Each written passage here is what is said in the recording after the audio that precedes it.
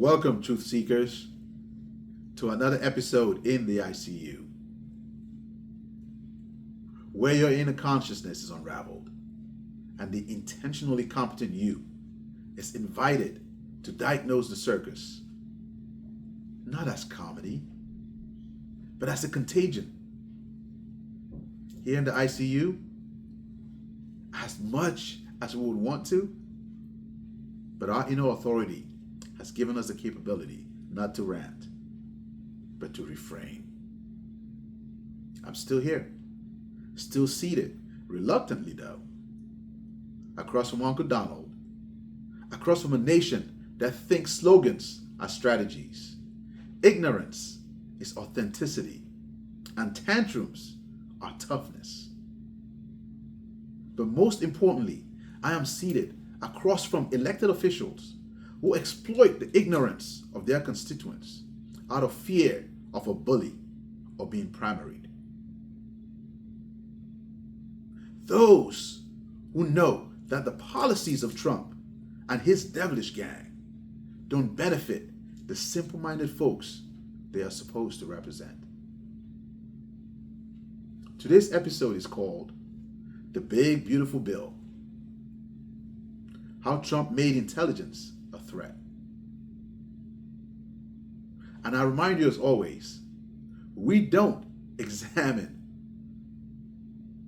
this consciousness in real time, but in real analysis. And for that big beautiful bill, this episode just lays the groundwork and the foundation. We'll examine that bill, that ridiculous bill, when it gets signed into law, because it's only a matter of time. We all see the manipulations that are being made in the Congress. Both the House of Representatives that sent a ridiculous bill to the Senate, and the senators who try to manipulate it to suit whatever agenda they have, but they still passed it. That bill will require more than one episode to be evaluated at its impact to you, the American public. We'll examine an extensive critical review, episode after episode, until we can tackle that entire bill. But that only happens after the bill passes. But today, in this episode, we pursue a piercing, therapeutically grounded takedown of Trump's intellectual fragility, our collective complicity, and the spiritual cost of allowing small minds to dominate the national discourse. We're not here to laugh, even when his syntax begs us to. We're here to understand what it cost the soul of a nation to worship someone who cannot finish a sentence and punishes anyone who can. This is not satire. This is soul surgery. So let's begin. And we start with the vocabulary of a vandal. Let's not sugarcoat things, because I think that's what's really keeping us from being able to start coming at solutions that we can sustain. Donald Trump speaks like a man who skipped every book he ever signed. He brags about things being big, beautiful, amazing, perfect, like a child holding a crayon. Why is this deficiency? Why isn't this so obvious to everyone? Complexity? Avoid it. Nuance? Mocked. Briefings? Reduced to bullet points with pictures. That's for someone who is the head of the United States. Why? Why is this acceptable to us? And we all know, for him, this is because The language of intellect threatens him. Just take a look at what he's trying to do right now to Ivy Leagues or even the education system. You want to get rid of the Department of Education. Stop funding subsidies that go to Ivy League schools to be able to admit students from across the globe. Failing to recognize the value of bringing in this knowledge.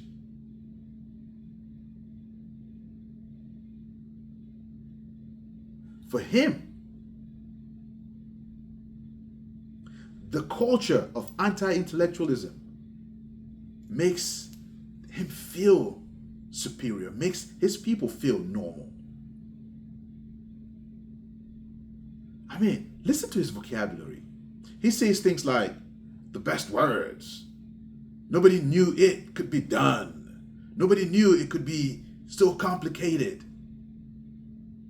I have a very good brain. I'm a genius. Nobody could have done it better than me. I understand things better than the generals. It's laughable. This is not leadership. This, from my purview, is emotional development significantly delayed. And this emotional developmental delay is what's broadcast from the highest office of the land. So, to help us get the analysis right, let's examine the ego stroking heard around the world. What it takes to be able to get anything from the president of the greatest nation as it's pictured or as it's depicted throughout the world. Have you ever watched a cabinet meeting? Excuse me, sorry, I'm actually labeling it a cabinet meeting as if it's something significant. It's an ass-kissing charade where you go around the table and everybody has to bow down to the king. Oh, if it wasn't for you, none of this would have been possible. You're the only one who could do this.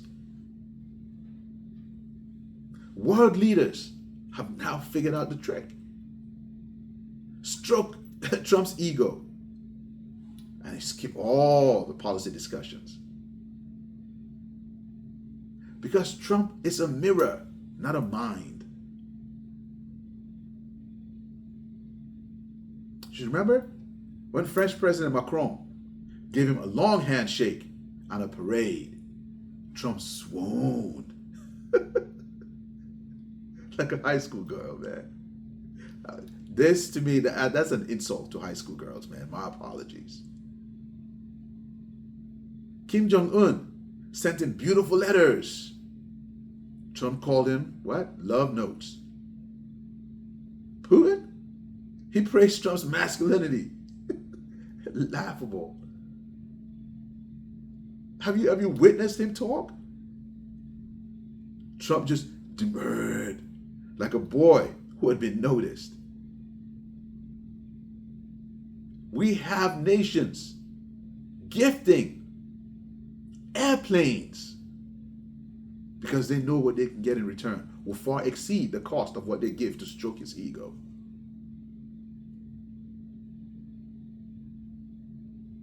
These aren't geopolitical strategies.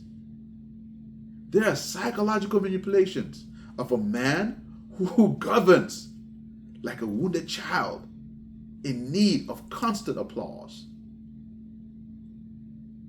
And what happens when you give the nuclear codes to a man who can be swayed with flattery?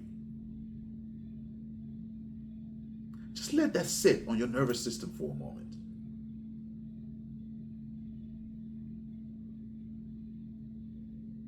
What happens?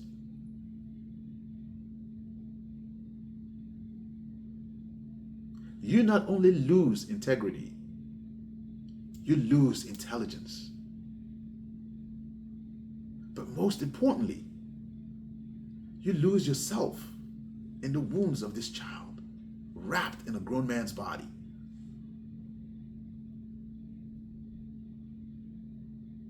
So how did we get to this assault on our intelligence?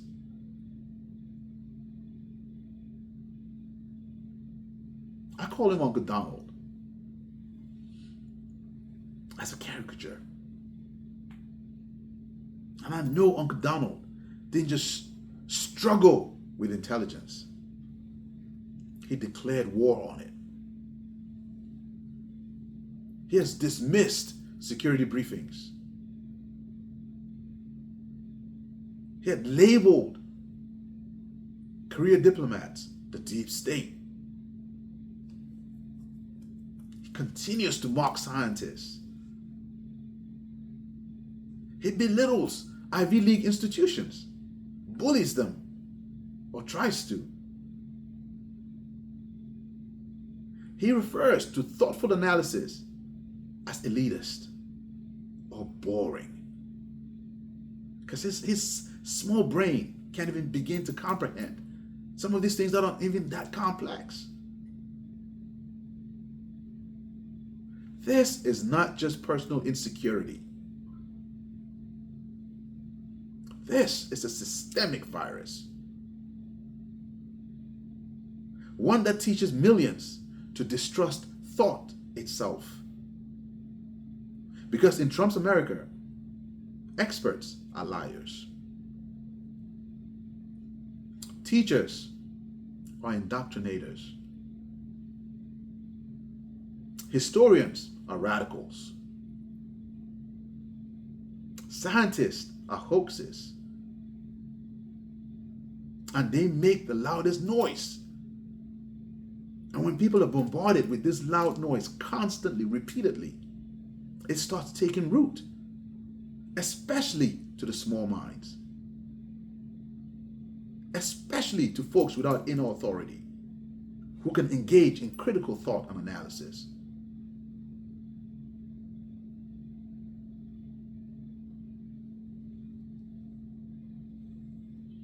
To Trump, in Trump's America, truth is optional. You guys remember? Alternative facts? Figure out a fancy way to term a lie. Reading becomes elitism. We see the fight to ban curriculums across the nation. And anyone who corrects him is either nasty, fake, or a loser. Those are the words that's the president of the United States uses. He doesn't just attack truth. He makes intelligence a liability. And that's why you see even well-renowned, educated people who know better, out of fear of being labeled liabilities, will acquiesce to his will. Wow. But here's the simple truth. He, Uncle Donald, unfortunately didn't get manufactured in a vacuum in deep space and launched to Earth.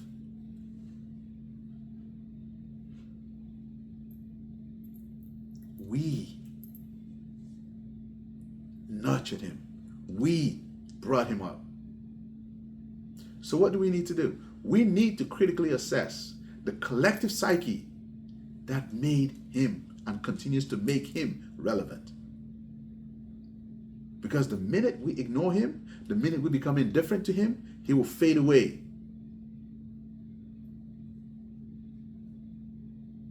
Let's talk about us. How did someone this underdeveloped become that powerful? What is it in us?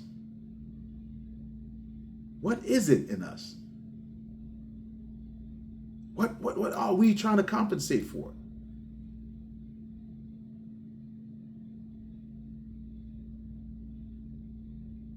What is it about us where we made ignorance feel at home? Where we made simplicity a virtue? where we traded wisdom for swagger, where we confused confidence with competence.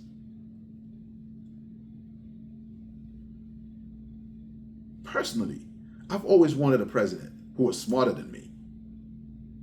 A president whose intellect can dominate on the global scale. But that's not what the vast majority of Americans wanted. For whatever reason, biased or bigoted, they voted against their own self-interest. What is it about us that makes that possible? That small minds can rule the narrative. Where we have a country like ours, where we wanted someone who didn't make us feel stupid. We wanted someone who didn't ask us to grow, who didn't challenge our intellect. We wanted someone who didn't confront our shadow, mirrors it, projects it. We wanted someone who didn't require discernment. Wow. In trauma, we seek certainty. That is difficult. And it appears Trump offered it to those who are looking for stuff like that. In toddler language and tantrum tones.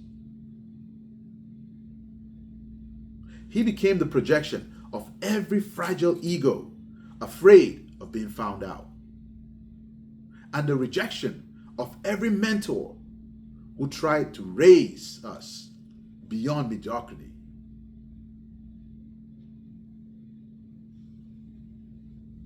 How do we reclaim that back? How do we get ourselves back? How do we regain that American spirit? Here in the ICU, every week we have a practice. So this week, our focus is on reclaiming intelligence as sacred.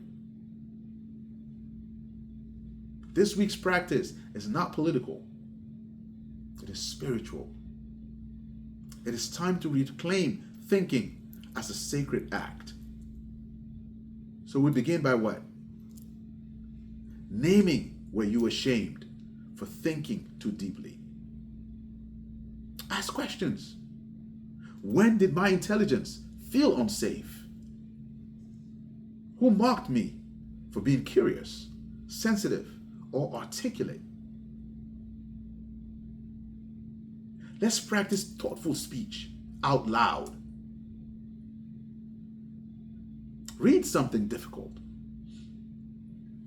Say something nuanced to allow for somebody to think outside of the box.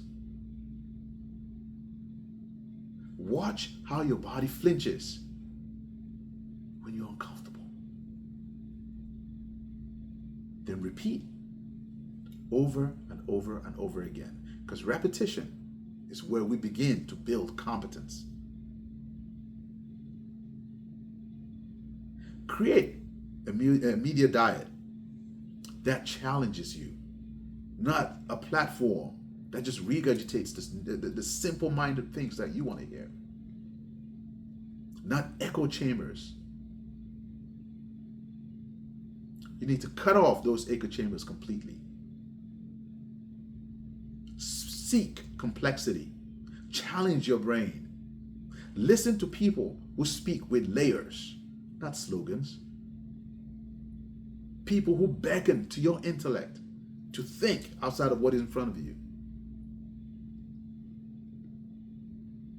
Bless your inner scholar. Speak this aloud. I will no longer dumb myself down to feel safe. My intellect is not a threat. It's a gift. I will share that gladly. And I will never again trade clarity for comfort. So in closing, Let's say this slowly. Trump, or Uncle Donald, is not the cause. He's the consequence. A consequence of a culture that thinks grammar is optional, intelligence is elitist, and truth is negotiable. But you don't have to worship that. Let Trump wither. Let him wither in the corner of irrelevance.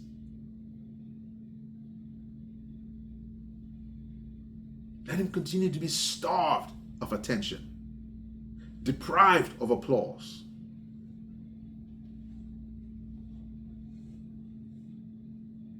This is how we get rid of him. You do everything in your power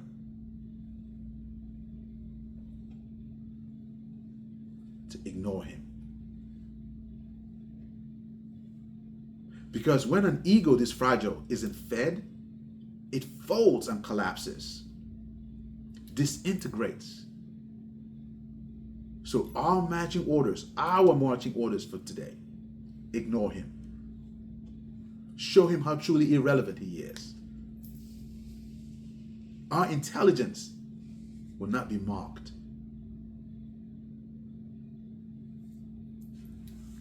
Next week in ICU, we'll touch on when the system gaslights the survivor, institutional betrayal, and the fight for sanity. But if the Big Beautiful Bill is passed into law before then, we will tackle that first. Until then, remember to always carry what serves you, release what doesn't, and keep walking forward with your ancestors at your back and your inner compass ahead as your guiding staff. May you diagnose wisely, resist kindly, and reimagine boldly. As always, subscribe, please. We're trying to get to 1,000 subscribers. Subscribe, share, engage, and always remember to breathe. And in breathing, always send love to your nervous system. I see you.